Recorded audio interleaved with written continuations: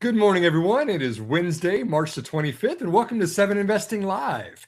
This is our live stream event we host every Monday, Wednesday, and Friday at 10 a.m. Eastern Time to spotlight several of the stock market's most intriguing opportunities. My name is Simon Erickson. I'm the founder and CEO of 7 Investing.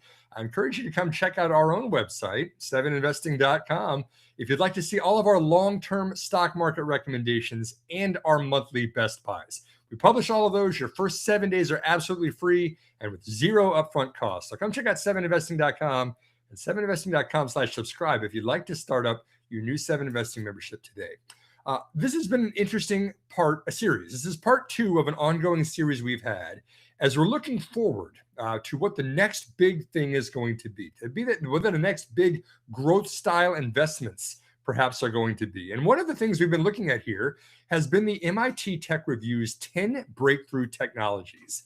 This is something that they publish every single year. I followed it for more than a decade now, actually in person for a lot of this, right there on campus. But I'm always intrigued at what is it that's getting on stage with, the PhDs and the postdocs, the people doing this great academic research that they think is going to have an impact that will apply to society at large, global scale, really big breakthrough technologies. And the interesting part of this is that this is an academic exercise. A lot of this is not commercialized or even generating any revenue at the time that it's being discussed. These are scientific innovations, but they do later bleed into the commercial markets and the enterprise, and then, of course, to us as publicly traded companies that we can invest in. And so I'm always very interested to see what's on the breakthrough technologies list, and let's start thinking out 3 to 4 to 5 years in the future of what could be the next big thing. And so in part 1, we reviewed the previous lists of the most recent 3 years, 2023, 2024, and 2025. And we saw that some of these remained in kind of the science project or, neat innovation phase, but some also went on to become commercially popular and even have publicly traded companies that were built around those. And so we're now in part 2 of this series. We will have a part 3 on Friday's show.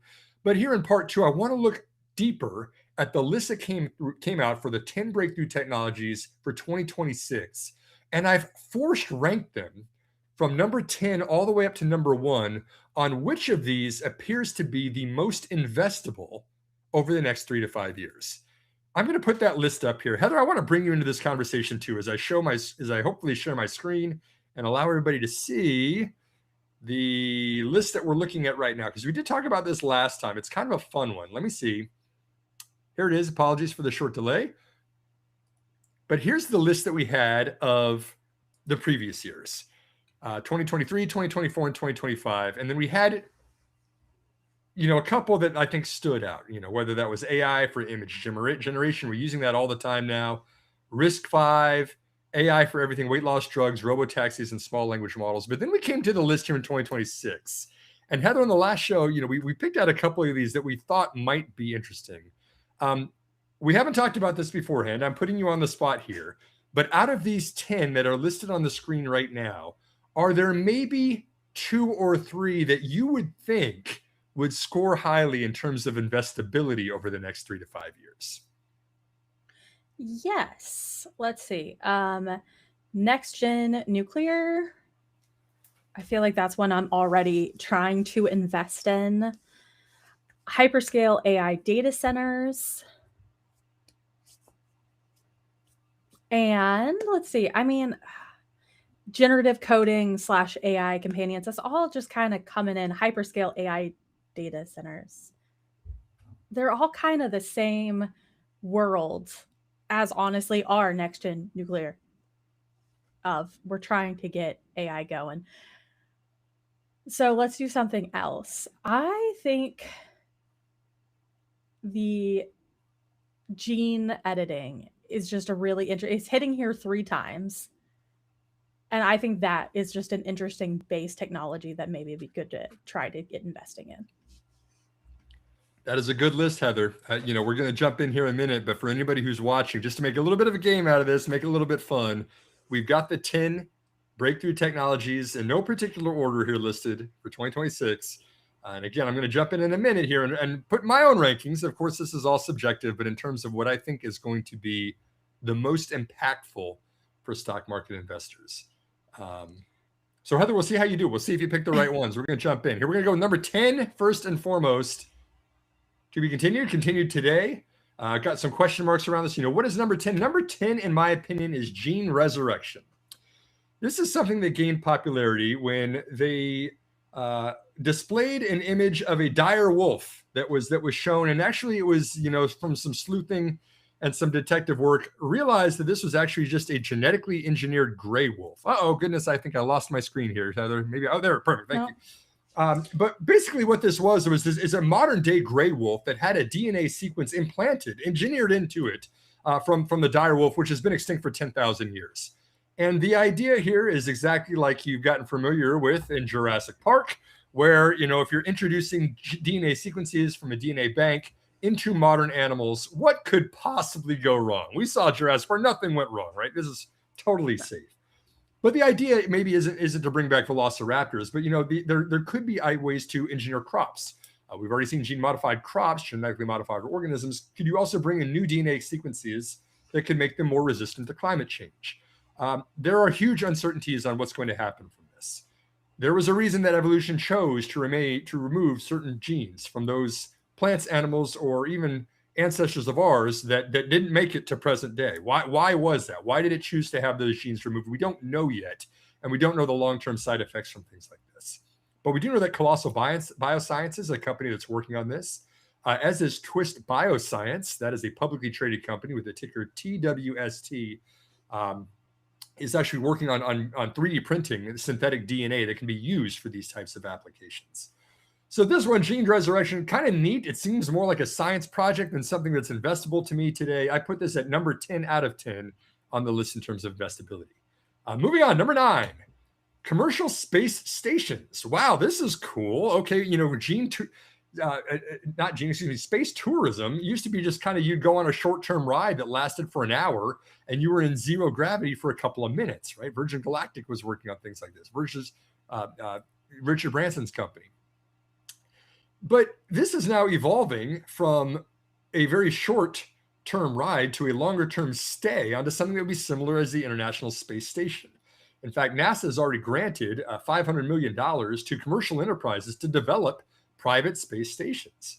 A company called Vast Space is already launching or expected to launch its Haven 1 space station in 2027. This would be used for scientific research up front. It would initially support 4 people to stay on that for up to 10 days in zero gravity out in orbit of the Earth.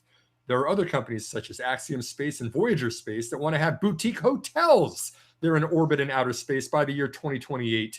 And Blue Origin, of course, that's Jeff Bezos' company, is planning for the orbital reef in 2030. You are not reading this incorrectly. You can go on a tourist trip to a space hotel within 3 years, in theory.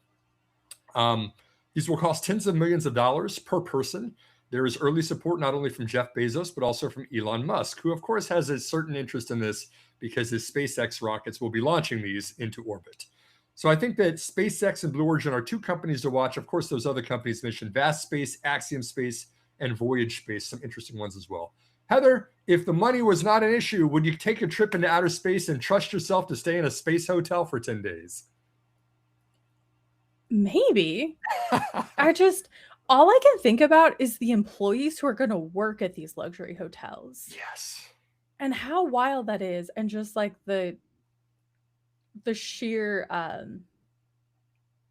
logistics, there we go, of trying to make this happen. Because you lose bone density while you're in space. You're going to have to cycle these people out constantly. This is a logistic nightmare, but I mean, that doesn't mean it won't happen. I wouldn't be on the first shuttle for sure. But yeah, eventually, if money wasn't an issue, although I do think that money could be much better put to use here on Earth. So probably not, but it would be kind of cool. What about you? Would you go up? I don't think I would. I think I'd like to tell myself I would, but that seems like a little too much for me, I think. But Virgin Galactic, Branson was oversubscribed, for the original list of when he was wanting to do these, and it fell through. It didn't work out, but the list of a limited capacity was oversubscribed with people that wanted to pay tens of millions of dollars to do this. Still interesting, but I don't think it's investable just quite yet. Number 8, base edited babies. This is interesting because we're now seeing personalized base editing therapies that are used to create problems that are already in the human genome. In fact, there was a 7-month-old up in Pennsylvania that had a faulty genetic condition in his liver. They used a base edited therapy to give a personalized treatment for him to be able to remove the ammonia that's in his blood. The procedure probably saved his life. And it was opposed to a liver transplant, which cost $1 million. It was about the same cost, but he didn't have to wait for a donor to be available. In fact, it's expected that the cost of this will probably decline to about 50% or less within a few years. We always say that no matter what scientific innovation it is, you expect scale is going to kick in there. But base editing therapies, as opposed to gene edited therapies, are a specific and singular base pair. We're not correcting entire genes where we're knocking them out and replacing them in the DNA helix. We're actually replacing individual DNA base pairs. So these can be much more personalized and much more specific on exactly what we're correcting. This could be useful for not only singular gene issues in the genome, things like sickle cell disease, but again, these personalized kind of therapies like this liver condition, which is very specific for this 7-month-old up in the Northeast. And again, these are very useful for extreme conditions, but again, they're kind of prohibitive in cost. They don't have any kind of FDA recommendation or approval for anything like this. I think they're very interesting and of course very important because there are lives at stake on things like this. But in terms of being investable, I think we're still more than 3 to 5 years out for this. Beam Therapeutics is a publicly traded company that's leading the charge on base editing. There's even individual within the base pair itself. You can even do prime editing, which is an even further evolution of this technology, which is being pursued by Prime Medicine, another publicly traded PRME for that one. And then Verve Therapeutics is also working on this as well. This is an interesting one. I really love the scientific outcomes from it. I question whether or not we're ever going to get economical enough, at least as the initial projections would be recommending. Number 7, moving on, sodium ion batteries. If you have a cell phone, it probably has a lithium ion battery in it right now. Lithium is kind of challenging to mine and to move around the world. Sometimes it's in locations you don't want to be needing to mine from, but sodium is much more plentiful. In fact, sodium is 1,000 times more abundant than lithium on the planet Earth. The batteries that are sodium ion right now are at about cost parity, at least on the low end of it. They're generally considered to cost $130 to $150 per kilowatt hour that is produced of energy, compared to $100 per kilowatt hour for lithium ion. Lithium ion is more at scale, so it's cheaper today, but it's generally expected that sodium ion batteries would reach about half of that cost, perhaps down to $40 per kilowatt hour. Lithium has got safety concerns. They blow up. Anyone who saw the Teslas that were exploding in parking lots is aware of that. Sodium does not have that concern. They're much safer, and they're expected to be cheaper and even perform better in cold environments, cold temperatures. But again, lithium has got a much, much higher energy density. It's the world's lightest metal, so you can pack more and more charge for a longer period of time. Great for cell phones, great for electric vehicles. These high-end applications that can support higher prices are probably going to stay with lithium ion, but there might be applications that can be cheaper, and the safety concerns or the plentifulness, the availability of the supply of sodium would make them much more better fit for things like this. And so companies like CATL and BYD, these are both Chinese automakers and electronics makers. They're trying to create more mass market affordable vehicles that maybe are not as high end as a Tesla, but could be affordable for large people at a lower price.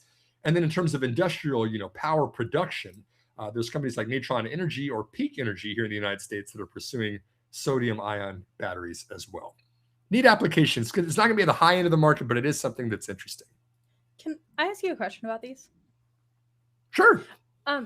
So because they don't have the energy density, they're just going to have to be larger for the same amount of energy capacity, right? That would be the equivalent statement, is that if your cell phone today is this large because it's using lithium ion, if you wanted to have the same charge, it would be much larger and much heavier if it was using sodium. And so if you did sodium in a car, which it sounds like some of these are trying to do, you can't go huge. So you're just going to have a much more limited range in said car. 100% correct. Which for a city commuter car might be fine, especially if it could be massively cheaper. But would these be something that would be used for like power storage, like power plant storage, like for solar systems or for wind? Would that be a feasible option for these if they get significantly cheaper? 100%. Okay. Absolutely. Wouldn't carry the same charge, doesn't have the same energy density, but that's exactly what some of these energy companies are looking for, is energy storage within the United States, industrial. Yeah. Okay, cool. Yep. So, okay, moving on to number 6, as the list gets closer to the top here, we've got embryo scoring. This is an interesting one. Another scientific innovation. Genetic testing on embryos is already being done right now to screen and diagnose serious diseases. This is prenatal testing. This is things where you can test for things like Down syndrome, in a baby right before they're born. We're already doing that. We're already screening for things like that. That's something that's happened with genomic testing that we've done. Non-invasive prenatal testing is being done today, but this is also being expanded to assess other information that's also stored in the DNA. Not just conditions like this, but perhaps the appearance of your child, perhaps their behavior, perhaps their intelligence. This can all be attributed to specific genes within the genome, within a baby's DNA. And the question is, how much of this do we really want to know? This is kind of controversial, right? First of all, it's very expensive. There are things called pre-implantation genetic tests, especially for polygenic disorders, that not just a single gene, but the interaction between multiple or polygenes, to test for disorders or even traits now. These types of tests are costing $50,000 per person right now. Already very controversial. Eugenics is a controversial topic out there. Are we screening out the most intelligent or the best traits and forgetting about the ones that don't have those? What would a parent do if they don't like the outcome of how intelligent or the behavior of their baby? Are they going to try to change that in some way? There's a lot of questions that are not answered that are very ethical in nature related to this. But it is worth pointing out that pre-implantation genetic testing is already being offered in 100 fertility clinics across the country. This is something that is being done at a very small scale today. It could unlock a lot of other things, but there are companies working on this. Genomic Prediction is working on it. ORCID, that says ORC there, that should be ORCID, Parasite and Nucleus Genomics. A couple companies that are kind of interested in this. Again, expanding this from polygenic testing, which was just used for disorders and conditions, and now kind of opening up Pandora's box of screening for a whole lot of other things out there. That one's really, really cool when used for health and quality of life, but really spooky and just science fiction nightmare. Like, we've read these books, y'all. Like, yes. And yeah, getting really into eugenics, and it's just very disconcerting. But great if you're protecting children and increasing quality of life of kids that are the AI on it is amazing too, Heather. I mean, like, if you can kind of do the progression that will show you what your kid before they're even born is going to look like as a teenager, and maybe even predicting what their behavior is going to be and things like this. I mean, it's almost like a glimpse into the future, whether or not you want that. You do have to wonder, just like, so many outliers in history who have done great things have been like maybe not the genetic perfect human. And it's like, are we just going to start removing these? I don't know. There's a lot to be said here that is very strange and concerning. I wouldn't want to know. If my parents ever did this on me, I wouldn't even want to know what the report says. I just let me do my thing, and you guys can keep that to yourselves. Number 5. Oh my goodness. Here's our favorite one, Heather. The one that's the hardest to pronounce of the entire list. I'm going to try it again this time. Mechanistic interpretability. Mechanistic interpretability. I'm never gonna completely get that. It's as close as I'm gonna get. I can't get it either. Neither of us can. MI refers to mapping the pathways of a large language model and all the billions of parameters that it has to figure out how they work. Why are they functioning the way that they are? Why do they sometimes hallucinate? Why are they giving us inaccurate information? This is similar to the algorithms that Google used back in the late 90s to map out the internet, to map out the interactions of websites and then provide the best results for you in search. This is the same thing of kind of mapping out the pathways of a large language model to make sure it's giving the right answers. And of course, successful outcomes from this would improve the accuracy of the recommendations from AI models, lead to fewer hallucinations, and even improve probably some of the safety and privacy concerns with some new controls for things like this. So Google DeepMind has been doing this already. Anthropic has been working on this with Claude. OpenAI is working on this with GPT. It's kind of an internal project, but it's like using AI to improve the AI. They're willing to spend some pretty significant money on this. I think that's why it ranked number 5 on this list of 10. Can you say it, Heather? Can you show me how to actually pronounce this? I don't know yet. I had a speech impediment as a kid. Mechanistic interpretability. That's perfect. You're hired. You're the host of the show. I can't even get it. I can't get that. I've been practicing. I'm going to work on this a couple more times at least. Number 4, AI companions. You mentioned this one as one of the interesting ones when we talked about the show last time. This is something that chatbots have evolved. We used to ask them simple transactional questions. When you're on the website, hey, help me find 7 Investing's best buys. They give you your recommendation. Now, these are not only more complex questions, but people are actually forming relationships, sometimes intimate relationships with AI companions out there. In fact, according to a poll that was placed in 2025, 72% of US teenagers admitted to using AI for some form of companionship. Of course, there are risks that arise when something like a GPT, which is an LLM, large language model that's used for general purpose information, is now being used for relationships. That's not how a lot of these were originally intended. They've got to put up some new guardrails to make sure they're giving safe responses if you're being used for these types of purposes. And again, these are kind of beyond their intended scope, but companies are starting to explore these kinds of things. There definitely needs to be clear regulations and limitations. There's already been some unfortunate cases that have happened from this, not only from misinformation. There's been conspiracy theories that now people are starting to believe things that may or may not be completely accurate or true. And there's even been teenage suicides based on some of the conversations that have been had with these AI companions out there. Companies like Character.ai are working specifically on the companion angle of this.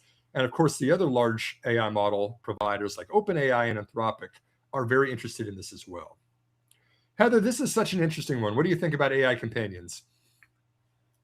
Oh, I didn't know there had been suicides. That's awful. I think that there's such a loneliness epidemic just in the world. Like, there's so many elderly people that, like, you know, Japan's trying to figure out what to do, but there's just massive elderly population. And I do think that AI companionship, maybe not like in the romantic sense, to me, I still can't wrap my head around that. I think I am just aging myself as a millennial that I just can't figure that one out.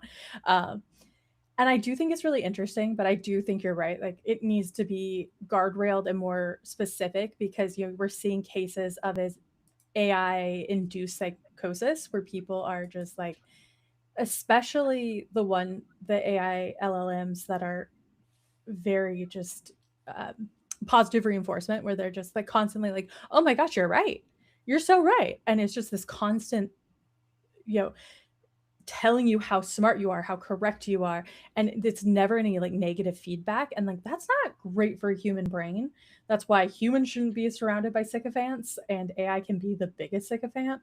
And so that's kind of a problem. I mean, we're seeing it being a problem. But I do also see this place that it's really useful to have someone always there to talk to, that's easier to talk to than another person sometimes, or just that is always there for you. And I mean, it's going to happen. Apparently, it's already happening. And so I think it'll be really interesting to watch. And as long as it's built with guardrails and safeties, it just needs to be done right. 100% agree. You know, the people that are fans of this and the people that are very against this both point to mental health. It can be very good if used correctly, be very bad if used incorrectly, certainly. And then the birth rate. I mean, you know, the other side of it, the people that are against this are saying, you know, how is this going to impact if we actually have companions that aren't going out there and finding human companions anymore? Is this impacting bigger picture things in the world? To be determined. This is something that's brand new, breakthrough for sure. Number 3, next generation nuclear. These are smaller and less expensive nuclear power reactors that are generating power that's often fit for purpose. One of the biggest use cases so far has been the energy and the power required for data centers, which of course are super power hungry. AI takes a lot of power to run. There are nuclear micro reactors. One or a couple of benefits from those is they're always available, not just when the sun is shining or the wind is blowing.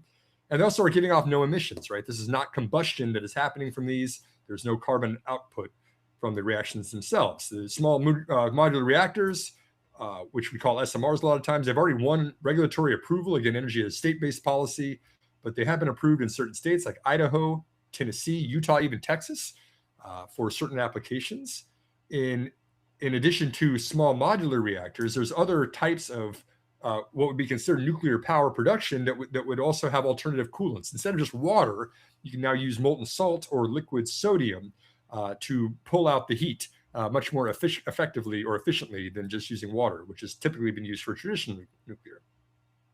These are kind of scaling up there in the demonstration phase right now. But NuScale Power, that's a publicly traded company. SMR is a ticker on that one.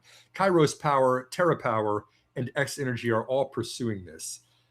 This is neat. You know, this is something that has been on MIT's list for a long time. I remember them presenting nuclear power. It wasn't always even just nuclear fission, but they've been talking about, you know, can Lawrence Livermore now produce a net power positive fusion reaction? Nuclear fusion, also considered a nuclear reaction. There is a lot going on in the nuclear world right now, whether it's building smaller reactors that are fit for purpose, whether it's making bigger reactors that are going to be powering these AI data centers, or maybe it's even just completely different types of nuclear. This is one that, you know, we're calling it a breakthrough technology, but it's kind of been like the breakthrough technology for like 20 or 30 years that just has not gotten around to any kind of commercial scale just yet. I mean, it's one that we're also just rightfully all a little nervous about. And they are just getting so much safer. And that is a very important part of them, especially from what I've read about the small modular reactors. Just their potential dangers are so much less than the large scale plants. And I mean, I think it's you just talk to a person on the street about this and they're just horrified about the idea of a power plant in their neighborhood, you know. And I get it. It's horrifying, but once you start to really dive in, it's not so bad. And they are safer than that coal power plant, most likely for your health down the road. And it is such a powerful form, that's a pun, of energy production. And they can make so much pretty clean energy, really, if done right. And I'm very interested in this space, and I have been for many years. And so this is definitely one of my top, for the last about 5 years, stocks, areas. For those who played SimCity, you remember the nuclear reactor was always the most economically the best one, the best option, gave off zero emissions, no pollution until it blew up. But we don't have to worry about a lot of those things at the smaller scale now. Top two, down to the top two. Heather, you nailed them, by the way. I asked you, I put you on the spot. I said, what were the top three going to be? You mentioned next generation nuclear. And then these top two also, you got the same ones that I came up with. Again, we did not plan this. I did not send an envelope that was unsealed before the show. But number two is generative coding. This is AI being used to speed up the production of professional software code, as well as the testing and the debugging of that code as well. It's estimated that at Microsoft, AI is already being used to write 30% of their code. That's amazing. And within Google, it's already 25% or more. Mark Zuckerberg, of course, has publicly stated he wants AI to write, quote, most of Meta's code within the near future. These are big statements from companies that are worth trillions of dollars. Generative coding is a huge deal.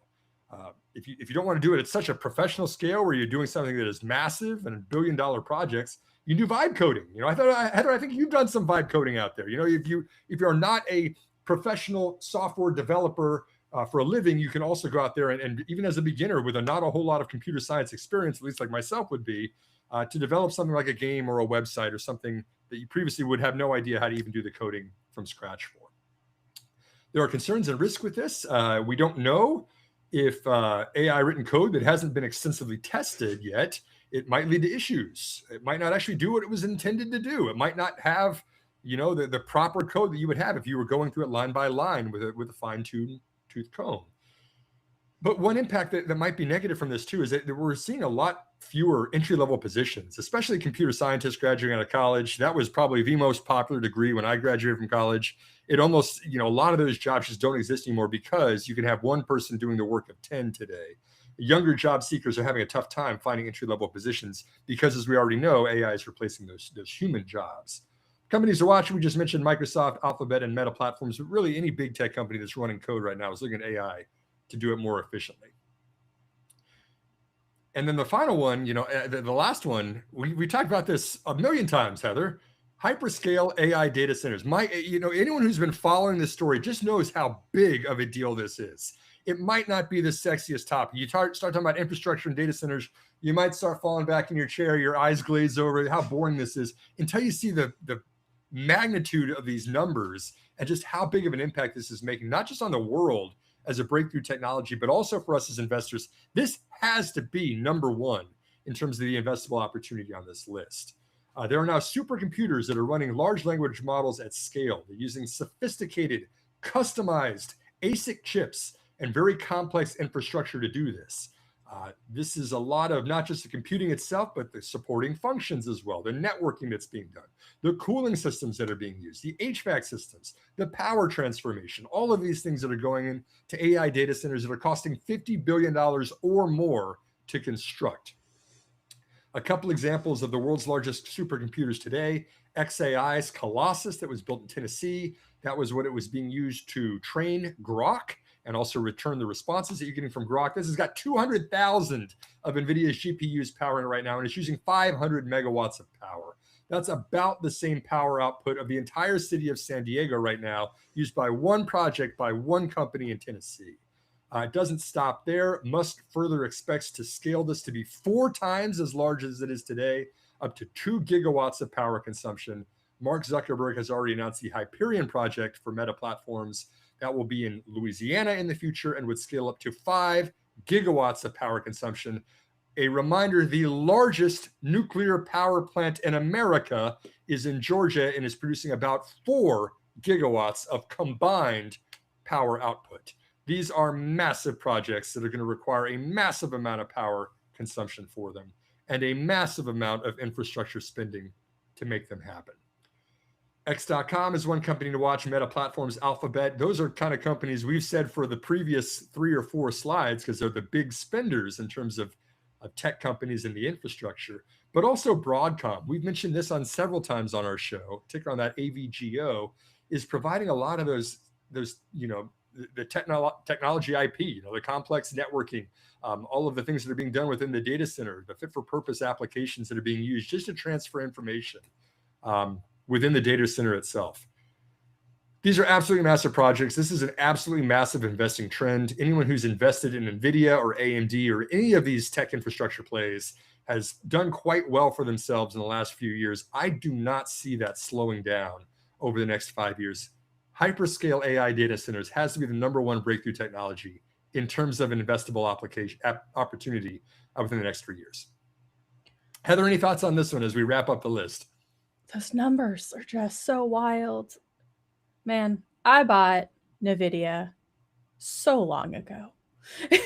Good job. Congratulations. Best performing stock. Man, I bought it $20 a share. Things went well. These are just so, the entire cities in a single data center, like, of power use is just so interesting. And the fact that, I'm glad they're building them out. And, Tennessee, there's a lot of extra power in Tennessee and hopefully in Louisiana as well. You probably know Louisiana a little bit better than I do. I live in the data corridor of Northern Virginia, and it's just, that's all we're building. It's just everywhere you go, there's data centers being built up. And not sure why, because I don't feel like we actually have that much, our power bills are something else. But I mean, this definitely is the future, and it's just everyone is building them, but not these hyperscales here. And these are getting built as their own cities.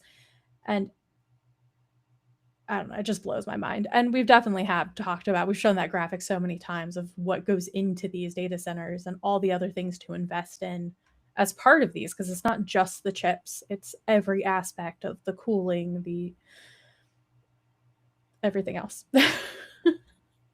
100%. It's worth digging deeper into, and I'm so glad for that we're going to have a part 3 of the show to dig deeper into these top 3 opportunities. Number 3, next generation nuclear. We're going to put a little bit more attention on new scale power on Friday's show. That is SMR is the ticker on that one. Generative coding, we're going to talk a little bit about that and the AI data centers. I think we're going to couple those together. And I'd like to talk a little bit more about Broadcom, but I'd also like to talk about a company called Lumentum, who is working on a lot of the transceivers and the lasers that are being used for sending information, converting the electrical signals to optical signals to transfer information more efficiently across the data centers as well. So we'll talk about Broadcom, Lumentum, and NewScale on Friday's show as we wrap up our 3-part series on the 10 breakthrough technologies for 2026. Again, a thanks to the MIT Tech Review, who always does a fantastic job on this list. Some great research that comes out with that. I always like to hop right on top of that every time it comes out every year and make sense of it from the investing perspective as we're trying to size up and find the next great growth style opportunities like NVIDIA, like Heather bought NVIDIA back at $20 a share. So stay tuned. We'll be back again on Friday again to talk about those 3 companies a little bit more in detail. We'll talk a little bit more about the operational and financial aspects as opposed to just the science and the technology like we focused on the first 2 parts of this. But this is a fun series. As you can tell, I'm very passionate about this, and I love talking about what's going on out there and what's innovative. So stay tuned. Again, today, March 25th, we'll be back again on Friday. In the meantime, stay safe out there. I hope you have a wonderful week. We'll see you again on Friday.